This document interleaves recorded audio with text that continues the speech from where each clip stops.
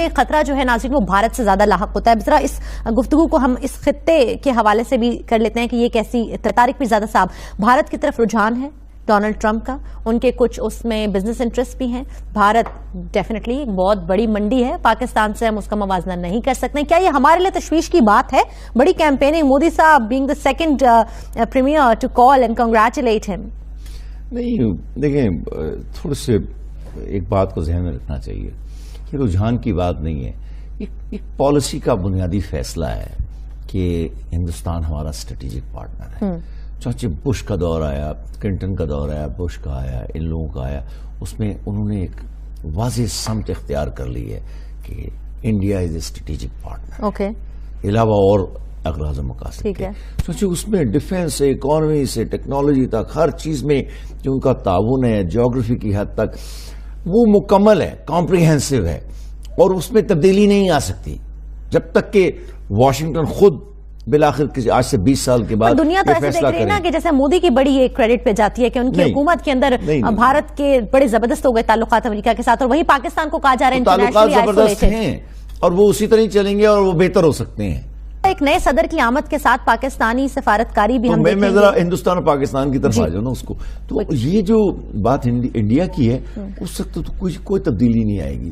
دوسری بات میں ذرا ایک بات کہنا چاہتا ہوں, لوگ سن رہے ہیں, میرا ذاتی خیال ہے جتنا یونائٹڈ اسٹیٹس کو میں سمجھتا ہوں کہ پاکستان اس وقت جتنے تعلقات کی سطح پر یونائٹڈ اسٹیٹس کے ساتھ ہے, میرا نہیں خیال کہ اگر یہ بہت مفید نہیں ہے تو بہت نقصان دہ بھی ہیں.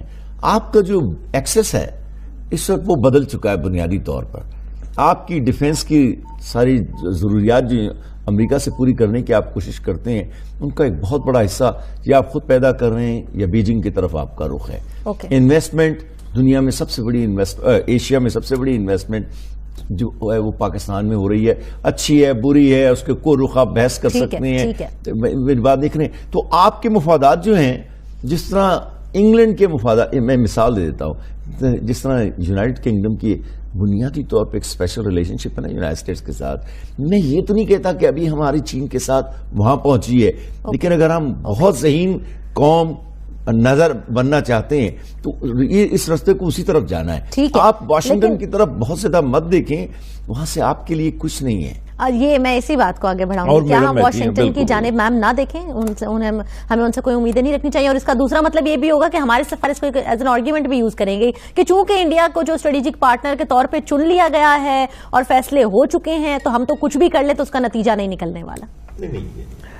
نہیں دیکھیے, ہمیں اپنی کوشش جاری رکھنی چاہیے.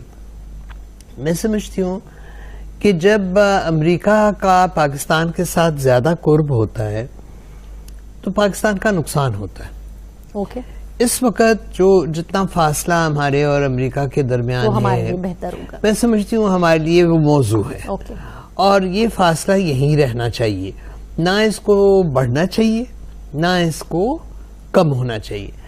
البتہ دنیا امید پہ چلتی ہے, اور لیکن بھارت کے ساتھ تو قربتیں بڑھ رہی ہیں امریکہ کی, تو اس کا مطلب ہے ان کو لیکن ہم اس کا یہ فائدہ اٹھا سکتے ہیں کہ کسی طرح سے اگر ہم ڈونلڈ ٹرمپ کی دلچسپی اس میں پیدا کر لیں کہ وہ کشمیر کے حوالے سے ہمارے مذاکرات کرا دے ہندوستان پاکستان کے, اور کشمیریوں کا جو حق رائے دہی ہے اس کو منوا لے.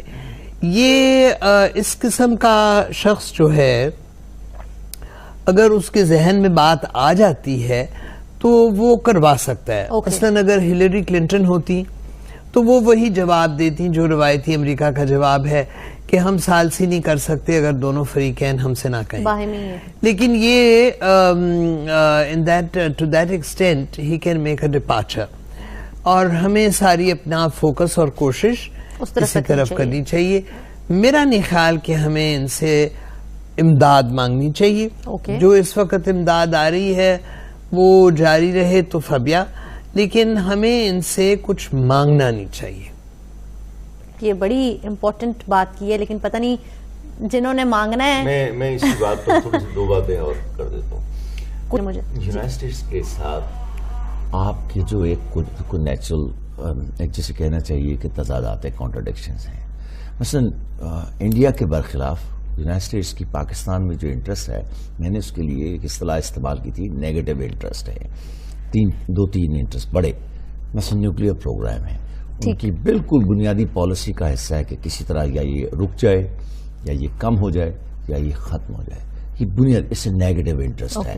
ایک بات، اس لیے وہ آپ کے ساتھ تعلقات رکھیں گے، یہ ان کی بنیادی.